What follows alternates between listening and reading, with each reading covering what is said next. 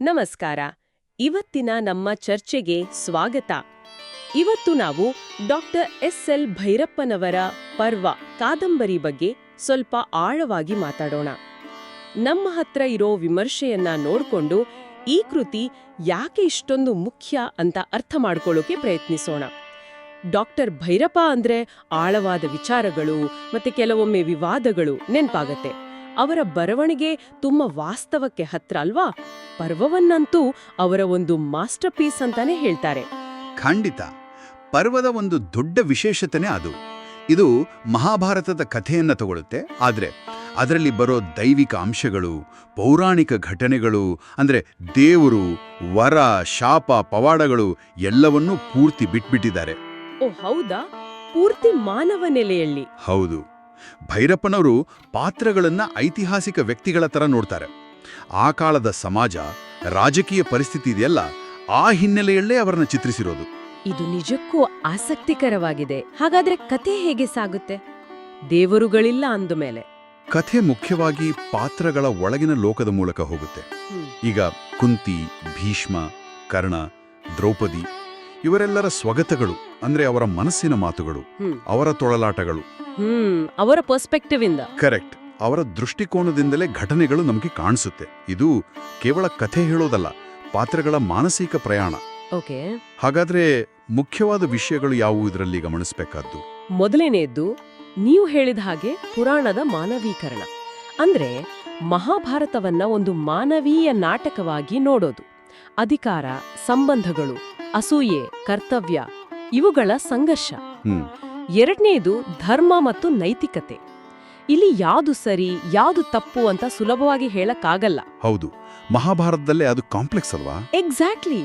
ಇಲ್ಲಿ ಇನ್ನೂ ಹೆಚ್ಚು, ಪ್ರತಿ ಪಾತ್ರವು ಸಂದಿಗ್ಧ ಪರಿಸ್ಥಿತಿ ಎದುರಿಸುತ್ತೆ. ಆಕ್ಚುಲಿ ಸಾಂಪ್ರದಾಯಿಕ ಧರ್ಮದ ಕಲ್ಪನೆಯನ್ನೇ ಕಾದಂಬರಿ ಪ್ರಶ್ನೆ ಮಾಡುತ್ತೆ. ಈ ಪ್ರಶ್ನಿಸುವಿಕೆ ಇದು ಸ್ತ್ರೀ ಪಾತ್ರಗಳ ಮೇಲೆ ಹೇಗೆ ಪ್ರಭಾವ ಬೀರುತ್ತೆ, ಅವರ ಬಗ್ಗೆ ಏನು ಹೇಳ್ಬೋದು? ಅದು ಬಹಳ ಮುಖ್ಯವಾದ ಅಂಶ.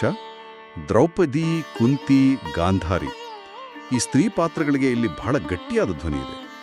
ಆ ಪಿತೃಪ್ರಧಾನ ಸಮಾಜದಲ್ಲಿ ಅವರ ಅನುಭವಗಳು, ಅವರ ನೋವು, ಅಸಹಾಯಕತೆ, ಆದರೆ ಜೊತೆಗೆ ಅವರ ಬುದ್ಧಿವಂತಿಕೆ, ಅವರ ಪ್ರತಿರೋಧ ಇವುಗಳನ್ನ ಭೈರಪ್ಪನವರು ತುಂಬ ಸೂಕ್ಷ್ಮವಾಗಿ ಕಟ್ಟಿಕೊಟ್ಟಿದ್ದಾರೆ. ಅವರ ದೃಷ್ಟಿಕೋನ ಕಥೆಗೆ ಒಂದು ಬೇರೆನೇ ಆಯಾಮ ಕೊಡುತ್ತೆ. ಹೌದು ಹೌದು, ಇದು ಬಹಳ ಮುಖ್ಯ. ಹಾಗೇನೆ ಸಮಾಜದ ಬೇರೆ ವಿಷಯಗಳು ಅಂದ್ರೆ ಜಾತಿ ವ್ಯವಸ್ಥೆ, ಇದರ ಬಗ್ಗೆ ಏನಾದ್ರೂ ಇದೆಯಾ? ಖಂಡಿತ ಇದೆ. ಈಗ ಕರ್ಣನ ಪಾತ್ರ ನೋಡಿ. ಜಾತೀಕರಣಕ್ಕೆ ಆತ ಅನುಭವಿಸೋ ಅವಮಾನ, ತಿರಸ್ಕಾರ ಅದನ್ನು ಸ್ಪಷ್ಟವಾಗಿ ತೋರಿಸಿದ್ದಾರೆ. ಹಾಗೆಯೇ ಪಾಂಡವರ ವಂಶದ ಬಗ್ಗೆನೇ ಅನುಮಾನಗಳು ಹುಟ್ಟುತ್ತವಲ್ಲ, ಅದು ಅಂದಿನ ಸಾಮಾಜಿಕ ಶ್ರೇಣೀಕರಣ, ಕಟ್ಟುಪಾಡುಗಳ ಒಂದು ವಿಮರ್ಶೆ ತರ ಕಾಣಿಸುತ್ತೆ. ಪಾತ್ರಗಳ ಮಾನಸಿಕ ಸ್ಥಿತಿಗಳ ಬಗ್ಗೆ ಹೇಳಿದ್ರಿ. ಭೀಷ್ಮನ ಆ ಪ್ರತಿಜ್ಞೆಯ ಹೊರೆ, ಅರ್ಜುನನ ಯುದ್ಧದ ನಂತರದ ಗಿಲ್ಟ್ ಫೀಲಿಂಗ್, ದ್ರೌಪದಿಯ ಆ ಅವಮಾನ, ಇವೆಲ್ಲ ಹೇಗ್ ಬಂದಿದೆ?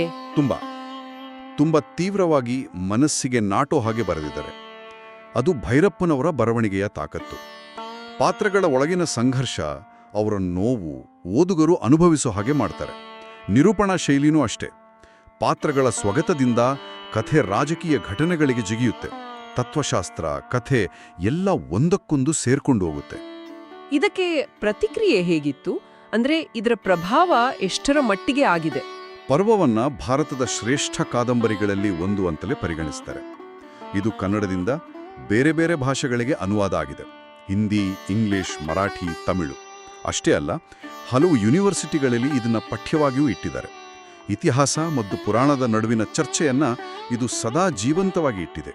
ಅಂದ್ರೆ ಮಹಾಭಾರತವನ್ನ ಬರೀ ಒಂದು ಧಾರ್ಮಿಕ ಗ್ರಂಥ ಅಂತ ನೋಡದೆ ಅದೊಂದು ಕಾಂಪ್ಲೆಕ್ಸ್ ಆದ ಮಾನವ ಕಥೆ ಅಂತ ಅರ್ಥ ಮಾಡ್ಕೊಳ್ಳಕ್ಕೆ ಇದು ಹೆಲ್ಪ್ ಮಾಡಿದೆ ಅನ್ಬಹುದಾ?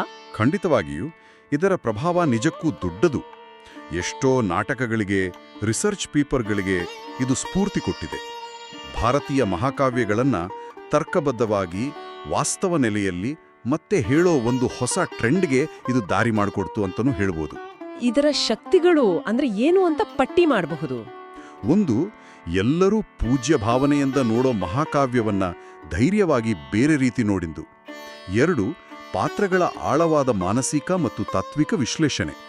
3, ಪಾತ್ರ ಚಿತ್ರಣ, ವಿಶೇಷವಾಗಿ ಸ್ತ್ರೀ ಪಾತ್ರಗಳು. 4, ಆ ಐತಿಹಾಸಿಕ ಮಾನವಶಾಸ್ತ್ರೀಯ ಡೀಟೇಲ್ಸ್, ಅದಕ್ಕೆ ಗಮನ ಕೊಟ್ಟಿರೋದು. ಸರಿ. ಹಾಗಾದ್ರೆ ಇದರಲ್ಲಿ ಏನಾದ್ರೂ ಟೀಕೆಗಳು ವಿಮರ್ಶೆಗಳಿಲ್ವಾ ಅಥವಾ ಸವಾಲುಗಳು? ಇದೆ, ಇಲ್ಲ ಅಂತಲ್ಲ. ಒಂದು, ಇದು ತುಂಬ ದೊಡ್ಡ ಕಾದಂಬರಿ ಮತ್ತೆ ಗಹನವಾದ ವಿಷಯ. ಸೊ ಸಾಮಾನ್ಯ ಓದುಗರಿಗೆ ಸ್ವಲ್ಪ ಕಷ್ಟ ಆಗ್ಬೋದು. ಮಹಾಭಾರತದ ಕಥೆ ಮೊದಲೇ ಗೊತ್ತಿಲ್ಲ ಅಂದ್ರೆ ಇನ್ನೂ ಕಷ್ಟ. ಇನ್ನೊಂದಂದ್ರೆ ಇದರ ವಾಸ್ತವಿಕ ನಿರೂಪಣೆ ಕೆಲವರಿಗೆ, ಅಂದ್ರೆ ಸಾಂಪ್ರದಾಯಿಕ ನಂಬಿಕೆ ಇರೋರಿಗೆ ಧಾರ್ಮಿಕ ಭಾವನೆಗಳಿಗೆ ಧಕ್ಕೆ ತರಬಹುದು ಅನ್ನೋ ಒಂದು ವಿವಾದನೂ ಇದೆ. ಅರ್ಥ ಆಯ್ತು. ಒಟ್ಟಾರೆಯಾಗಿ ಪರ್ವದ ಪ್ರಾಮುಖ್ಯತೆ ಏನು ಅಂತ ಹೇಳಬಹುದು? ಒಂದು ವಿಮರ್ಶೆಯಲ್ಲಿ ಹೇಳಿದ ಹಾಗೆ, ಪರ್ವ ಬರೀ ಕಾದಂಬರಿಯಲ್ಲ, ಅದು ಭಾರತದ ಸಾಂಸ್ಕೃತಿಕ ಆತ್ಮದ ತಾತ್ವಿಕ ಉತ್ಖನನ. ಅಂದ್ರೆ ನಮ್ಮ ಸಂಸ್ಕೃತಿಯ ಆಳವಾದ ವಿಚಾರಗಳನ್ನ, ನಂಬಿಕೆಗಳನ್ನ ಕೆದಕಿ ನೋಡೋ ಪ್ರಯತ್ನ. ಭೈರಪ್ಪನವರು ಸಂಪ್ರದಾಯವನ್ನ ಪ್ರಶ್ನಿಸಿ ಪುರಾಣವನ್ನ ವಾಸ್ತವದ ಕನ್ನಡಿಯಲ್ಲಿ ನೋಡಿದ್ದಾರೆ. ಇದು ನಿಜಕ್ಕೂ ಗಮನ ಕೊಟ್ಟು ಓದಬೇಕಾದ, ಗೌರವಿಸಬೇಕಾದ ಕೃತಿ. ಖಂಡಿತ. ಇವತ್ತಿಗೂ ಇದು ಚರ್ಚೆ ಹುಟ್ಟುಹಾಕತ್ತೆ, ಓದುಗರನ್ನ ಯೋಚನೆಗೆ ಹಚ್ಚುತ್ತೆ, ಮಹಾಕಾವ್ಯದ ಇನ್ನೊಂದು ಮುಖವನ್ನ ತೋರಿಸುತ್ತೆ. ಹೌದು. ಕೊನೆಯದಾಗಿ ಒಂದು ಯೋಚನೆ ಬಿಟ್ಟು ಹೋಗೋಣವೇ? ಭೈರಪ್ಪನವರು ಮಹಾಕಾವ್ಯದಿಂದ ಆ ದೈವತ್ವವನ್ನೆಲ್ಲ ತೆಗೆದು ಪೂರ್ತಿಯಾಗಿ ಮಾನವ ಮನೋವಿಜ್ಞಾನ, ವಾಸ್ತವದ ಮೇಲೆ ಕಥೆ ಕಟ್ಟಿದ್ರಲ್ಲ, ಈ ರೀತಿ ಮಾಡೋದ್ರಿಂದ ಈ ಹಳೆಯ ಕಥೆಗಳು ಯಾಕೆ ಇವತ್ತಿಗೂ ನಮಗೆ ಮುಖ್ಯ ಅನ್ನೋದ್ರ ಬಗ್ಗೆ ಏನಾದರೂ ಹೊಸ ಹೊಳುಹು ಸಿಗುತ್ತಾ? ಬಹುಶಃ ಆ ದೇವರುಗಳು, ಪವಾಡಗಳು ಅಂದ್ರೆ ಅವು ಆ ಕಾಲದ ಮನುಷ್ಯರ ಹೋರಾಟಗಳು, ಸಾಮಾಜಿಕ ಸವಾಲುಗಳು, ಇವುಗಳ ರೂಪಕಗಳು ಅಷ್ಟೇ ಆಗಿರಬಹುದಾ? ಯೋಚಿಸಬೇಕಾದ ವಿಷಯ.